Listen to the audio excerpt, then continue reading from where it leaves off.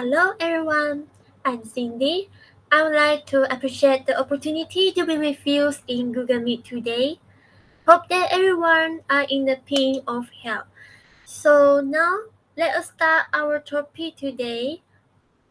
Nowadays, the online learning phenomenon was accelerated by the COVID-19 pandemic as school was instructed to temporarily stop physical classes in order to cut the spread of the virus. Therefore, they had to update quickly to online learning to ensure students' education was not disrupted. This has also resulted in a massive growth in the educational technology industry. Various platforms, websites, and apps and others choose to facilitate online learning has been developed to meet the rising demands from school. As a student, we can know that there are many types of learning platforms such as Google Classroom, Zoom, Microsoft Teams, and Google Meet, right? Today we are also moving toward the Google Meet to discuss our topic. So I have found that there are many advantages and disadvantages that often faced by the teachers and students in using e-learning platform. In my opinion, by using e-learning platform, we can learn at own pace and space, and I believe that our learning will become more fun in technology integration. However, I noticed that not all the students have the facilities for e-learning, and sometimes our online class would also disrupt by the poor internet connection. Therefore, I would like to listen to everyone's opinion based on the advantage and disadvantage that I have given. Hello everyone, my name is Muhammad Sharil Anuwar bin Saari and I am from Kelantan. Firstly, I want to say thank you to Cindy about the opinion that she gave just now. I am here today because I want to share my opinion about the disadvantage that students face. Just like Cindy said just now, the first disadvantage that students face is not all the students have the facilities for e-learning. E-learning refers to learning activities through online platform using computer, laptop, smartphone or other digital device, which allow technology to facilitate learning anytime or anywhere. But not all students have digital device to use in learning because all students have different living standards in terms of finances and abilities. There are additional gaps among students from the different level of poverty they face. For example, in a remote rural area, the percentage of students who do not have internet access is higher. Refer to internet source I search, 24% of school teachers report that not all of the students have access to a computer or tablet to use for school work. According to a national representative survey of 600 school teachers conducted in early May by a doctor, students in a low-income family most likely cannot study online.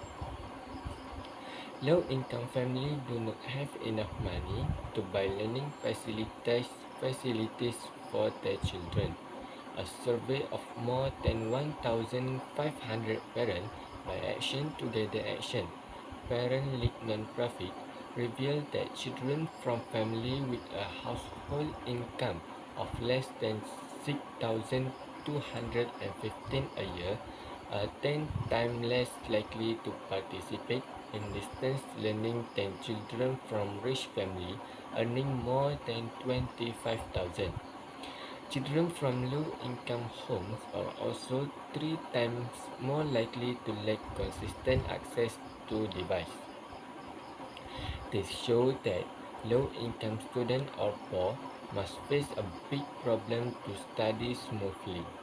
Teacher also not able to send information quickly and accurately to student. Teacher also difficult to interact well with student as student will fall behind in lesson. Thank you for giving me the opportunity to share my opinion with all of you. So that's all from me. Hi everyone, my name is Ling Siew Hie and now I will talk about poor internet connection that faced by teachers and students while using Google Classroom. From the beginning of the pandemic, we know that poor connectivity had a significant effect on remote learning. Even prior to the pandemic, data usage across multiple devices was at an all-time high and steadily increasing. Now, with parents working from home and children attending virtual class, people rely on their home internet connection more than ever before. With increasing internet usage come the greater chance of network overload and poor connectivity. Furthermore, some students or teachers do not have access to internet or may have a weak connection, especially those living in rural areas or from poor families. According to a UMS student, Viviana Mosimbishi, she lives in Sabanalam Pitas village in a remote part of the eastern state of Sabah where broadband services are limited. She had uploaded a video to YouTube showing how she had to climb a tree to get a strong internet connection to sit for online examination. The infrastructural problem concerning those living in rural areas mainly refer to the internet not being available and bandwidth problem. Low internet speed is experienced by many in every part of the country during MCO due to the heavy usage of the internet. Some parts of the Malaysia experience poor internet connectivity due to geographical area. Not only that, the comparatively sluggish internet speed during the MCO is largely due to high users and also infrastructure issue. Sometimes I also face the same problem which is poor internet connection. Once I wanted to participate in an online quiz, but then I could not access the internet.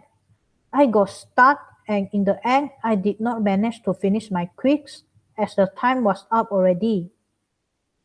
The second experience is when I wanted to upload and send my assignment at Google Classroom, but the internet coverage was not good, so it took some time to upload and sometimes it failed. Because of fail to send the assignment and the due time is passed, Google Classroom will mark missing or done lag. This problem made me frustrated. Poor internet connection or slow data transfer might causing students to take a long time to finish their work. Because of the MCO is ongoing and more people are using the internet, which means a higher bandwidth users causing too much traffic and creating a lag. So connection is not good right now. When students want to find some information from Google, it also need more time to loading. Teacher will also face some time to upload the classwork because when your connection is not so good, it's hard to upload and sometimes teacher need upload for twice. Poor internet connection will let Google Classroom stream lead to outdated and this will make students miss important classwork or students will let to fill in the attendance. In order to have stable and fast internet access, students will also face challenges in the financial aspect. Internet access in some of the respondents require a large quota. That is why during the teaching and learning process, they prefer to turn off the camera to save their quota. Students will feel burdened when they have to spend more money to buy fast internet data, no interruption and no speed limit and quota to allow them to attend online class, online exam, and also to submit their assignment on Google Classroom. This is all from me. Thank you. Assalamualaikum and hello everyone. My name is Afiqah Binti Azli and I want to share with you about learning at own pace and space. First is what is self-paced learning? Self-paced learning means you can learn in your own time and schedule. You also don't need to complete the same assignment or learn at the same times as others. You can proceed from one topic or segment to the next at your speed. Classroom settings have been more popular than self-paced learning, where employees could study on their own. Recently, self-paced instruction has become more popular as education shifts from the traditional models to the internet. Next is the main advantages of self-paced learning. Here are some main benefits of self-paced learning. The first one is no pressure, more retention. Self-paced learning removes the time pressure that exists during live training. There is no pressure to complete the assignment and learn at the same speed as others. No one needs to pretend that they understood something that they can. Instead, they can review the material on their own. A study published in the Journal of Memory and Language indicates that self-paced learning might also increase retention. The second one is setting your own schedule. Self-paced learning enables employees to create their schedules. It is especially helpful for participants that have other tasks and can't attend a live class or training, even if there is a deadline to complete a course. For example, they can choose how and when they want to take it. The last one is suitable for different learning styles. As we know, people have their different learning styles.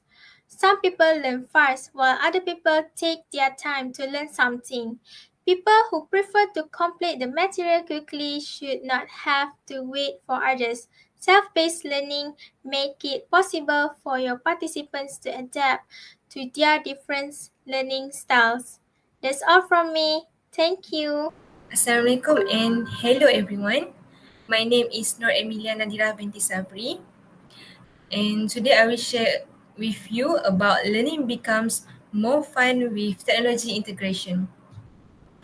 Teachers believe that technology makes learning more interesting and fun because students love laptops and tablets.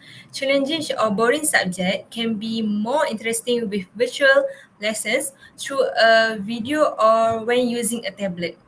Now, in the middle of a global pandemic, technology has assumed an even greater role in the education of children.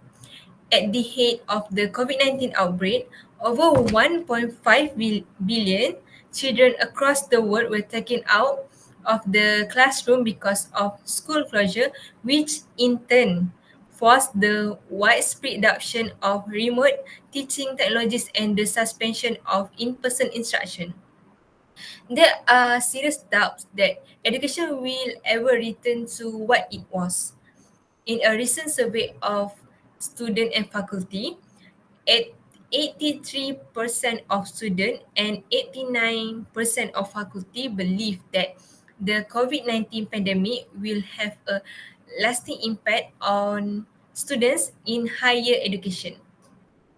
But one thing's for sure, whether classrooms are set to permanently reopen or whether a more hybrid online in-person approach will become the new norm.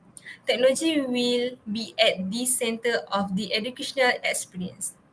And now, I will talk about learning becomes more fun with technology integration. Another great benefit of integrating technology into the classroom is that it opens up multiple options for the student collaboration. For example, video conferencing and messaging software let students share and discuss ideas and interact with their instructors, while instant internet access means classmates can embark upon separate streams of research before bringing their findings back to the group for discussion. Secondly, preparation for the digital world. Today's school children are digital natives. They have grown up in a world brimming with technology and are essentially instant user of tablets, smartphones, and computers. Such digital literacy will soon be an absolute prerequisite for getting along in the real world. Even today, most jobs involve at least one digital component. It is therefore important to make sure students are deprived of learning how to use technology in the right way.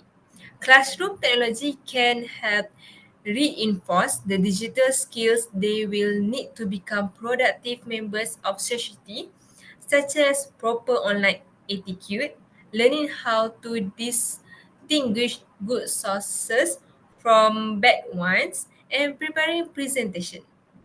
That's all from me. Thank you. Okay, hi, Assalamualaikum warahmatullahi wabarakatuh.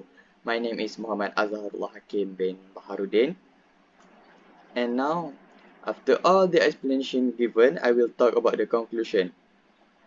Is it good to use an online platform like Google Classroom? Okay. Based on my opinion, as based on my opinion, learning platform like Google Classroom is a good thing because it will ease our lesson learned during these movement control orders. Other than that, students also have their chance to learn at their own pace and their own space. At the same time, it will make students feel more fun with the technology's integration. However, using online platform still having their own disadvantages that somehow we can avoid. For the example, poor internet connection. I believe that there is almost every student was having at least an experience with this problem at least once. Other than that, some students may need to face the problems like doesn't have facilities for e-learning. Either they really don't either they really doesn't have any facilities, or maybe their device or facilities wasn't in a good condition. So after talking about the advantage and the disadvantages, I still think that using Google Classroom during these movement control orders is really necessary. So I think that's all from me. Thank you.